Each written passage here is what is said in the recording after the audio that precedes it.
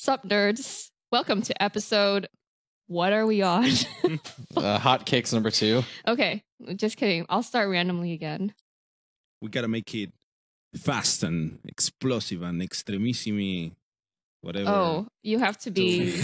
Thingy. I have to cosplay Tobias Sammet on radio. Okay, I'll do the best I can.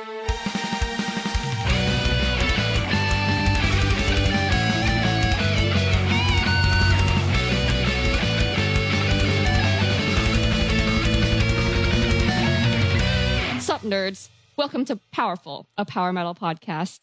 This is Hotcakes episode 2, and I am Stella, and I'm here with my friends, Kyle, Yo, what's up? Fernando, Hey, and Dawn. Hello. And today we are going to give you our hot takes on 2 recent power metal releases. What are we talking about today? First, we're talking about the comeback album from Twisted Tower Dire, their album Wars in the Unknown. How about the other album? We're also talking about another album called Destiny Calls from the band Chevalier, and that's an album. Yeah. All the ones I've heard. I am excited for these reviews because, well, before we get into that, if this is your first time tuning in, you can find the rest of our episodes on powerful-podcast.com. You can also find us and message us on Facebook at Powerful Podcast and Instagram at Powerful Podcast. And you can also contribute to our show on Patreon at Powerful Podcast. Yep. I think that's all. We've got memes. We've got all the great things on the social medias. We've got memes, we've got concert updates, and we've got the rest of our episode archives, which is us rambling about power metal, reviewing albums, and talking to actually talented musicians. Yay. Yay. yeah. Yeah. All right. So we're going to do a little bit of that today. Speaking of actually talented musicians. Yeah. But we have one actually talented musician on the podcast team. Barely. Let's go with. Yeah. So, what about these albums? Twisted Tower Dire. Yeah. Yeah, so let's just do a quick intro. If you haven't heard of Twisted Tower Dire, they are from USA, Virginia, to be more specific. North Carolina. And is it North Carolina? I'm looking at their Bandcamp right now. It's Raleigh, North Carolina. Fucking shit. Their Metal Archive says Virginia. Metal Archives is shit. Okay, cool. North Carolina it is. And they've just released an album called Wars in the Unknown on March 15, 2019. So, first impressions. If I had to pick one descriptor for this album, I would say it's badass. Badass. All right. The important question is it European power metal or United States or American power metal? That is a great question. Or is it traditional heavy metal? Or that I don't really know. Yeah, I think I don't know. My experience with Twisted Tower Dire is mostly from their 2003 album, Crest of the Martyrs. That's the one that has a blue and yellow cover. I've never listened to any of their other albums. This is my first one. Oh yeah. So this 2003 album, I think you'll like it too. I think it counts as modern US power metal, like Virgin Steel maybe. And it kind of has a style that's somewhere in between like what you would think US power metal is and Euro power. It has those like soaring vocals that have vocal harmonies. Has like crisp and clean production, melodic guitar riffs, catchy choruses, all that good stuff. The riffs are still pretty crunchy too. I kind of got a similar vibe as like Noble Beast's production. Oh yeah. Yeah, I feel like it's I think this is one of those bands that plays an in-between style. It's not quite your like what is a Euro power example? like Sonata Arctica or like Frozen Crown, whatever. Rhapsody. Or yeah, Rhapsody, Frozen Crown. It's not quite like those guys where it's really like vocal and choir driven with like tons of orchestra and layers. This is more of a riff driven thing, kind of like early Halloween maybe, and like early Riot and Jag Panzer. Yeah, like the vocals are very much not like Michael Kiske if you're talking about Halloween. Yeah. Oh, no, I was talking about Walls of Jericho Halloween and Oh. like the instrumental style. I love Walls yeah, of Jericho. yeah. It's my favorite Halloween album. I've probably said that like 5 times on this podcast. It's like, but this album, Wars in the Unknown, is really fun. Like, I'm listening to Light the Swords on Fire right now, which I think was a single that they had. Yes. Like, It's an amazing single. It's kind of silly, but it's also just really cool at the same time. The lyrics are ridiculous. Yeah, I don't know Go why on. they chose this one to make a lyric video out of it. Really? I love it. It's so ridiculous. Yeah. What is it about, even? It's about being insane and lighting your swords on fire. And being in an insane cult, apparently. Sounds power metal enough. Yeah.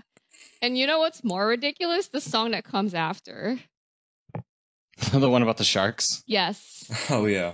What the hell? And then is the this sharks song? came down. And the sharks came in. I don't get it. And there's something about sharks coming to the land of the rising sun. What? Maybe it's a reference to Crimson Glory. Yeah, Crimson Glory, is it? Red Sharks song. Maybe I'm missing that reference. I don't know, really. Yeah. So, what would you guys say are like your favorite aspects of this album? I like the ridiculous lyrics. The lyrics Some don't matter. people might choose. I think it matters. It seems like when the band is writing this, they don't take themselves so seriously and they want to have fun. So I respect that. I like that it has harmonized, really catchy choruses and a bunch of like really like shreddy guitar parts. Yeah, I like the vocal style on this, how it sort of has a more like gruff, like and deeper style than your average power metal, but they still have like the harmonized and high, really soaring stuff, usually on the choruses too. Totally. I think one of my favorite tracks is Tear You Apart. Yeah. It has a really catchy chorus. It goes like tear you apart into little pieces. And it's like one of the faster tracks, one of the faster, more US power metal inspired tracks on this album. Has the double kicks. It's really fast. The shred section. It's quite nice. Yeah, Tear You Apart's one of my favorites. I really like the intro to True North, the way the drums are like build up the hype on that. Yeah, for sure. True North has some like adventure themed. I heard like Beasts of Battle. Yeah. And I was like, I don't know what it's talking about, but I feel like going into battle right now. Yeah, it just made me think of Boys of Battle. Boys of Battle, Beasts of Battle, Beast in Black. Power metal likes beasts. They use a lot of those chanty vocals, Oh yeah, there's especially a ton on of chants. choruses. Kind of reminds me of Wind Rose, Yeah. but Wind Rose is a more European. Yeah, than definitely those what is it? Like those group vocals that you find in Windrose. Or like Striker, what they do. Oh yeah. I Striker would say they have live similar group vocals vibes. is amazing. Cool. Any standout tracks for you guys? I think I have similar favorite tracks to you, like Tear You Apart, Light the Swords on Fire. I liked Eons Beyond. I thought that one was really cool. Yeah. And the closer, These Ghosts Can Never Leave. Yeah, I think the last track, These Ghosts Can Never Leave, has the most impressive vocal performance, I think. The dude goes for the high notes. And yeah, I think fans of Europower who like those impressive vocals are going to dig this. It's really short though, right? It's like 40 minutes, I think. It's a quick one. Yeah. The album, the length of the album. Yeah, I noticed that a lot of the tracks were like 3 to 4 minutes long. It's pretty straightforward. It's a fun listen. The whole album isn't that long either. It's digestible. Digestible. Yeah. Hmm. So, Okay. yeah. So I would rate this album a four beasts of battle out of What four is beasts your of battles rating out scale of on lands of on anything? four beasts of battle out of lands of the rising sun.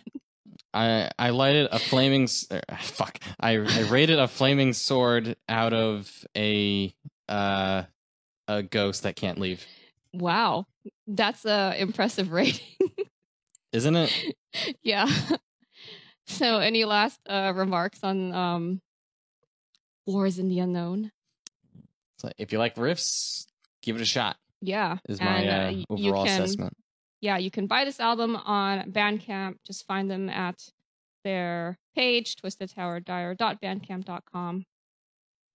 I thought this album was a good cleanser after the next one we're going to talk about because I listened in the other order. I'm really excited about this album that we're going to talk about. So I don't know why.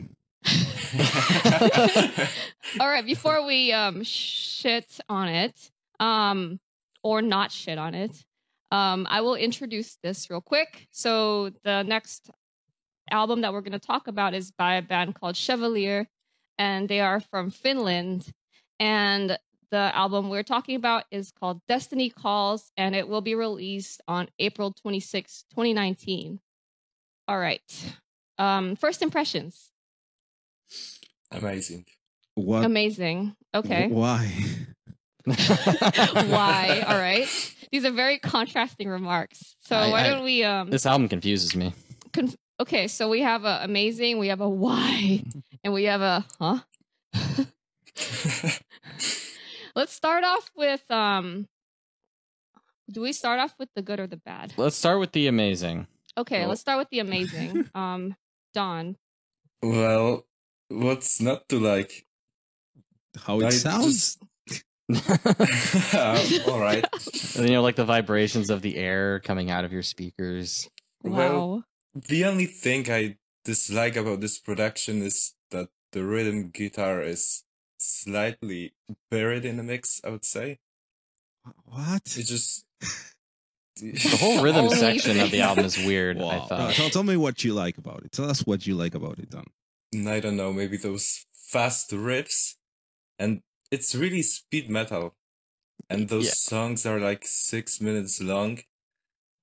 It's incredible, really. Yeah, it's more speed metal than it is power metal, I guess. Yeah, Oh my God. It is. I'm holding back my opinions really hard. I just want Do it. Come on, share Okay. your opinions. All right. Please. Okay. Well, but I want to hear Darko's opinions first. Okay, my opinion is that I tried to listen to this album twice, and it just doesn't let me. It sounds so horrible. I can't listen to it. It hurts to listen to it. I love it. And I cannot properly evaluate the content of the album. I wasn't able to finish it. The most I was able to listen to was like 4 songs, not counting the intro. That's pretty good considering each song is like 7 minutes long. Yeah, like clearly there's something there worth listening to, but I can't. It's like they made an effort to make it hard to listen to, and that's something that It seems like they did. I think I read it on Ride into Glory. One of the guys called it do-it-yourself production. Well, that's the thing. It's not kind of fitting. like it's I feel not. like in these days you can do better by yourself. Yeah, you do better You have by to try yourself. for this. You have to try hard to make it sound like this. That's That's the main amazing. thing that gets me. Like if you just, let's say you just have a pair of microphones, of cheap microphones and nothing else, and you connected them to the computer. From that, making something like this, you actually have to put hours of work into it. That's You could so record impressive to me. voice memos on your phone that would probably sound better than this. Okay. Would you say it's worse than Demon Bitch? Like they're going for the same vibe. Yeah, they're clearly kind going of. to the same vibe, but they don't sound the same, and they do different stuff. Like the vibe is like the same, but Demon Beach has like a very big emphasis on the reverb, while Chevalier has this really crushed low end that just makes it annoying, and it's clearly very heavily limited, and only the low end is hitting the limiter. That makes it that whenever the bass and the kick drum match, everything just goes, just gets obscured by that. And as you mentioned before, the guitars are so low that they are just overpowered by this low rumble, and the synths also. Yeah, make for it, sure. like, everything is battling to make it hard to listen to. It sounds really chaotic. So I think I first heard of the name Chevalier. Actually, they had an EP released in 2017, and I've only heard the title for it's the song called Chevalier by Chevalier. And it basically sounds like chaotic speed metal, and I totally hear what you said about the bass and the drums kind of sounding muddled, but I don't know. It sounds really chaotic. It sounds incredibly chaotic, but amazingly the vocalist sounds quite a bit more mellowed out here. So she has some really aggressive vocals, but back in the EP, she sounds generally more airy. But somehow in the full length, like the vocalist just turned it up to like 10, and she has this like banshee kind of screech, which is amazing. And the thing, I thought the vocals were like the worst part of this album. They were my least favorite. Oh my god, I love the vocals. But I don't think weird. they were horrible. Like, maybe not the best part of everything, but they weren't annoying or anything, so they were okay. I think the playing, the performances were perfectly fine from what I could understand in the album.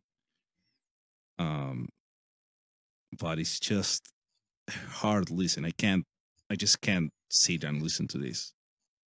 I think I got amazing. more used to it as time went on, but I really don't like the style where everything just sounds so far away. Yeah. Like, you have to put in this extra effort that doesn't seem necessary. Mm-hmm. And it seems to kill the like better qualities that especially the vocalist might have. She always just sounded really off to me. Like, I don't have an ear for this kind of shit at all. Oh my god, I love this album. You guys. Like, I like the lead guitar. The tons of crazy riffs. Like, I like the crazy riffs that the lead guitar has. Like, even like the bass guitar, when you can actually hear it properly, it does sound pretty good. Like, this is a very good player.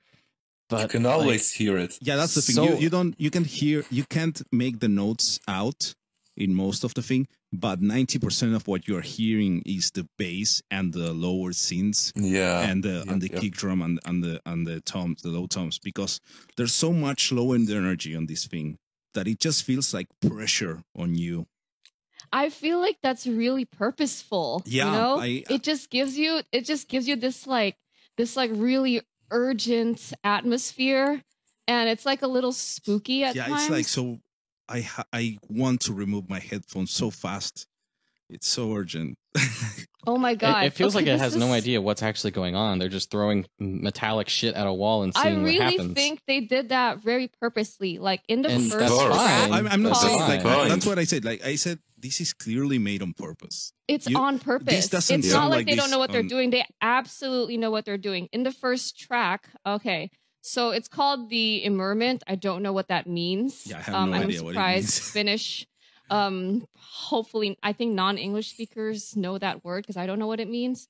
The guitar riff is very memorable. I was like hooked right when I turn it on, like in contrary to like everybody except Don here. I feel like the first second of the Immurement, it just like assaults your ears, and that's when I wanted to turn it off, but I stuck with it. It starts off with like this banshee noise, and the thing is that I love guitar riffs here, and it comes after that intro, that instrumental intro. Yeah, the intro is nice. Yeah. That's the thing. The intro doesn't prepare you for what's coming, but it's the opposite. It's like the intro starts to paint an idea, and then it just throws that idea out of the window and comes with something that's nothing like it, and it's not just like it's just full of speed. There's a bunch of galloping, and then there's like this section that has like about 2/3 of the way in the song.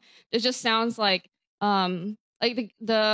the guitar is doing some kind of like Iron Maiden gallopy thing, and then there's like sounds of glass breaking and tortured screams in the background.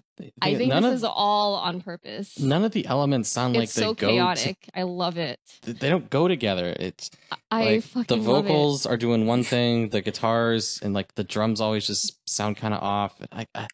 What is happening on this album? Yeah, after all the tortured screams and the dungeon noises in the back, like we go back to the chorus and it just feels so good. Does it? I love it. This this album hella reminds me of like Omen around the Battle Cry era, except the vocals are like way more aggressive and the songwriting is like way wilder. And then there's a bunch of like shred sections, and there's a like, I don't know, it kind of reminds me of Manila Road around the Deluge era. And then there's a bunch of like slower doomy sections. So I think it really impressed me that like a lot of the tracks are 7 to 8 minutes long, but there's like 5 or 6 different parts in each of those tracks. So I feel like this is the US power metal style version of those like Euro power epics that a lot of our listeners already love. Not stylistically, obviously, but like structurally. And they have like those interludes in between like all of them. Oh, I skip all those. I don't care about those. It's either like a minute-long interlude or a 7-minute long like assault. Yeah, it's insane. Like the Road of Light, that fucker is like 8 minutes long or something. Oh, that's the best song. It's the best song. Oh my god. It just gets all like slow and heavy. And then the chorus is like suddenly gets fucking fast. And then there's like a spooky ambient section. And then you get like super fast riffs again. It's just like all over the place with a bunch of different transitions within the song.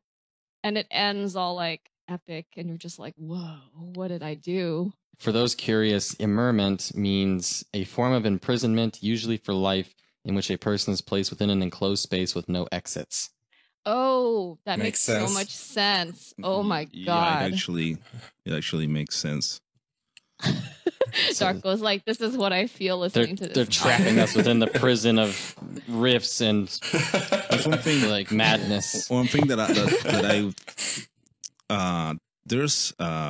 we saw, at least I read a couple short reviews by people, and one says best consumed with headphones in utter isolation. Oh, and interesting. This was by the Mighty Decibel, and that's how I tried to listen to it. Actually, I haven't read any reviews on this album. I don't know if most people like it or not. I don't know. It didn't work for me at all. And the one thing I don't know about how you guys listen to most of your music, but if you listen to this album and you lower, like at a low level with headphones, you can tell how it becomes more apparent. The things that I mentioned about the sound hitting a limiter, like whenever the bass and the kick match and play the same note at the same time, everything ducks down in volume, and you can really tell that if you lower the volume of what you're listening to, and then you realize like you gain some distance from it and some perspective, and you can see how awful it is. I guess you're just better at putting into words like how I thought it just sounded off at times. Mm-hmm. Like the drums or like the rhythm guitar would be like doing one thing. It just didn't seem to fit at all with the vocals or lead guitar. I think I'm the least picky on production here. I just like, I don't know. I can play this shit on the worst earbuds that I just got from my coworker's desk because I forgot my headphones. And I don't know. I think it just has this this like basement dungeon show vibe where like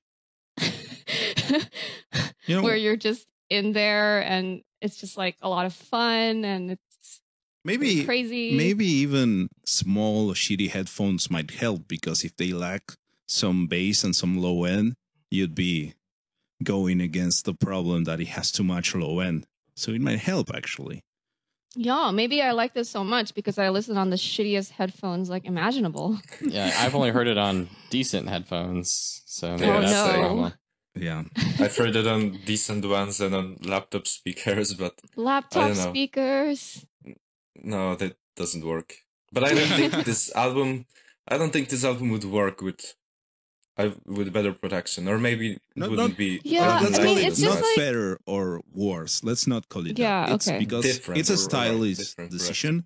But I believe personally that you can make this style without making it so hard to listen to.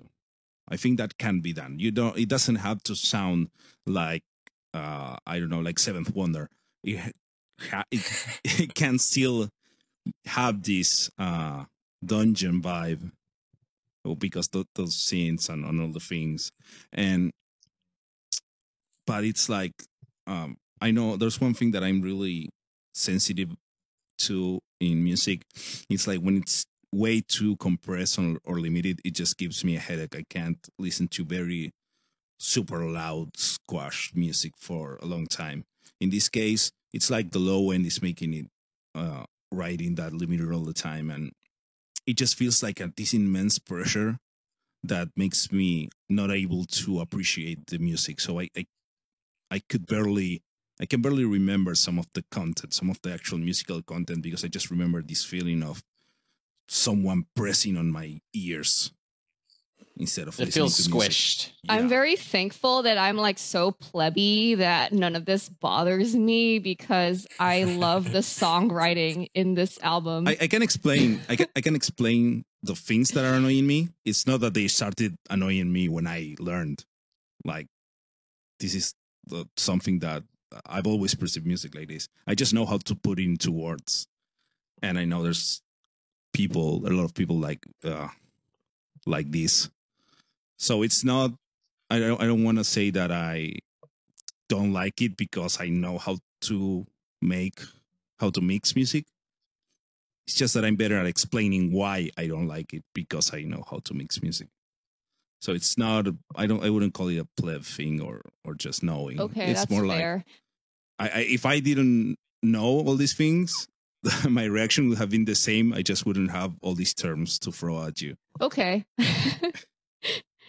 Yeah, I think a lot of my like praises for this album, which by the way, like the more I listen to it, the more I appreciate the songwriting. Same. Like I really love it. So you're peeling at the layers of annoyance, and then you get to the songs. That's probably Yeah.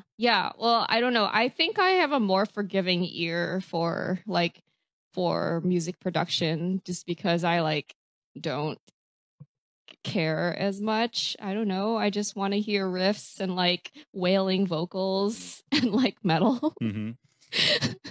Yeah, like this definitely has riffs. Like I'm impressed with the guitar playing in it. Yeah, That's part of my mixed feelings about it. Or like I don't like the vocals and it's hard to listen to. I love the vocals. But the guitars My are really God. good, and like the bass is pretty good too. yeah. It just sounds weird. My final review would be: I would like to be able to listen to the album. It would be great if you could listen to the album. Yeah. You're so impressed with the songwriting, but like I don't know what the fuck is going on in these Oh songs. my God. Okay. It doesn't I seem think to have my any other cohesion or structure. Yeah, but that's the thing. It's like you don't need a like standardized structure. I don't say it needs to be some really- standardized. It has some really cool like melodies, like in Curse of the Dead Star, the song. So forgive me, actual musicians. I took music theory like 20 years ago or whatever. And no, I'm not that old. It's not. It's more like 15 years ago. This song appears to be in some like cool harmonic minor key, and it has like this kind of minor whimsical vocal melody, has like evil gremlin vibes, and there's a bunch of tempo changes, and there's like a lot of diversity in vocal styles. Like when the vocalist sings, you know, the faster verses versus like these really well placed shrieks. Like I think it's just so dynamic. Yeah, there And- are great spoken parts from time to time too. Yeah, they I don't know what's with these weird spoken intros with like a distorted deep male voice. This is Yeah. the kind of thing that I'd expect people to be listening to when they play Dungeons and Dragons in the basement in like 1981. Yeah, that's totally Dungeons and Dragons 1981 vibes. Maybe like yeah, definitely. I that's what I would do if I were a Dungeons and Dragons player in 1981. Like you get your like cassette tape or whatever. Yes. Like I can't imagine this on like anything but a cassette tape. Yeah, just make sure you're not listening in like a well illuminated room No. Or Like you have to close all anytime the during the windows. day. Yeah, absolutely. I love the art and the whole aesthetic. Like the logo of this band is like it looks Yeah. like the logo is in a dungeon and was drawn with a rock carved into the concrete walls of the dungeon. It's all very old fashioned looking. Cover art really fits the content. It fits. It absolutely. That it It does. has The super art- like The art is great. dungeon vibes. Yeah, it's the art is fantastic. It's really, really good, really good, and it does match at least what you hear. It matches the aesthetic. There's like Yeah. old castles and like just And it's creepy black and wizard white. guy. drawings. And like Yeah, the font is all medieval looking and it's spiky. very detailed, very intricate in this kind of almost dirty looking way, but it's Yes. nice, and that's the art is really good, and it sets you up for what's coming. That's something that I'd say it's really well done. It's like beware, Mhm. but it's amazing. So don't actually beware. Yeah, like I would still recommend people at least try this to see if it fits their vibe or not. Try it. It's like album of the year contender for me. I love it. Damn. Yeah. What, Those are some strong words, I know. What are your favorite But you know, it's tracks just on here? contender. Road of Light. Yep, Road of Light is amazing. Yep. I And like the last like Stormbringer. minute of Road of Light Stormbringer. because that's where the guitar is going the craziest. I think Stormbringer is probably my favorite. It seems I the think that was most. their single. It's like their cohesive. most straightforward like thing. Yeah, maybe I'm a basic bitch who likes straightforward songs, but yeah, It's cool. It's cool. There's Yeah, nothing I wrong totally with listen to this like when I need to tune everything out at the gym or something. And yeah, maybe the like highly condensed slower end and the chaoticness helps me tune out the rest of the world. Oh, it just reflects on the chaos of your life, man. Yeah. So I would rate this. I would rate this 5 dungeons out of fuck, I can't do it. 5 dungeons out of fuck. That's a There good we rating. go. There we go. That's a good rating. All right. Yeah. So, Five dungeons. For fans That's of, what I would rate who this. would you recommend this to? For fans. Fans of Demon Bitch. For fans of Demon Bitch, Omen, Manila Road, that stuff. Yeah. Yeah, fans of Sabaton would like Oh this. God, no! It's a trap. It's a trap. Is it a concept album? I don't know. I didn't look up the lyrics, and I Yeah, can't understand same. anything. I don't. And I didn't know what immerment I means. won't. But I would imagine, like, if there's all these voiceovers, it's probably a concept Yeah. album. Yeah, or at least it just adds to the atmosphere. Yeah. Cool. Well, All this, right. this So this is an album. Like, this is an album indeed. yeah, Y'all need to listen to it. controversial, mixed feelings.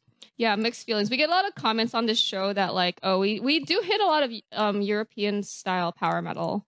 So so this might be a change for like the majority of our listeners, but I think Mhm. if you come into it with an open mind and the shittiest headphones you have, like there's some really good stuff there. Mhm. Yeah. Yeah, I think, like I said, my favorite songs were just Stormbringer, maybe Curse of the Dead Star, and like portions of Road of Light. Hard to say. You gotta be more sure of yourself. I mean, it all kind of blends together. It's just like which songs have the least like hatred for the vocals and most like crazy guitars. Oh my god, I love the vocals. I don't hate the vocals at all. I don't hate the vocals. Yeah. Why don't you like them? I think I generally don't like that style of production on the vocals where they just sound far away, and I don't know if it's her voice or just like not hitting the notes. It's just, it doesn't seem right to me. I don't know how to say it. I think it's very on pitch from the ones that I heard. Like it wasn't a bad performance. It's not like off. Yeah, key it's not or off key or anything. anything, but it's a certain timbre that you might not. Yeah, maybe that's it. It's just like the timbre of her voice or the style. It just isn't my thing. Which I is didn't know fun. it's a female vocalist, to be honest. I didn't actually Yeah, know it. it's I hard to didn't tell. until you said it, and I had to check to go Yes. check if you had made a mistake or anything. I really Same. didn't think it was female vocals. She's got some aggressive vocals. I love all the. I love the banshee shrieks. That's the goals. I wish I had talent. Oh, you can do My it. You just favorite need to song. practice. Goal in life is You to can be a do it. banshee. Yeah. My goal is to be a banshee. Don't let your screams be dreams. Don't let my screams be dreams. All right, I will practice. Don't let your and screams one be day, memes. yeah.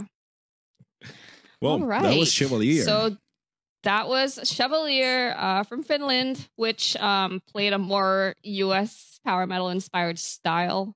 And I know it was confusing today because we talked about Twisted Tower Dyer from USA, who played a kind of Euro power style.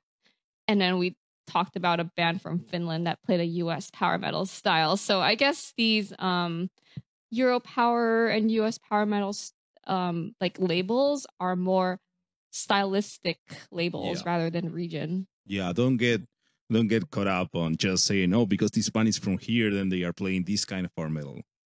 Yeah, Don't be like it's that. a style thing and not a location thing. Mm-hmm. No, that's very confusing. Yeah, I was shocked to see Chevalier were from Finland.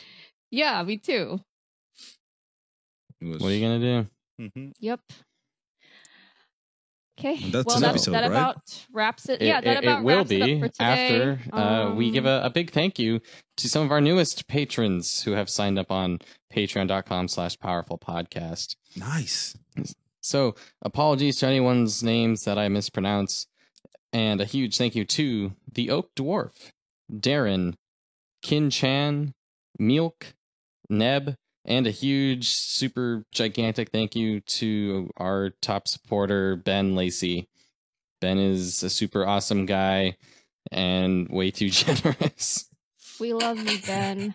And we love you, the rest of our patrons. This Mhm. show is made possible because of you guys.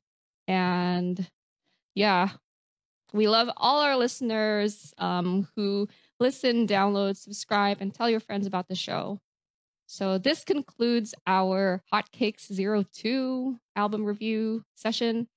Be on the lookout for our next episode coming soon. Yeah, it should be coming soonish. I'm not sure because we just posted North Tail and then we've got this. We got another interview in the bank. Yeah, Who knows? coming soon. Bye. Bye. Stay powerful. Stay powerful. Bye.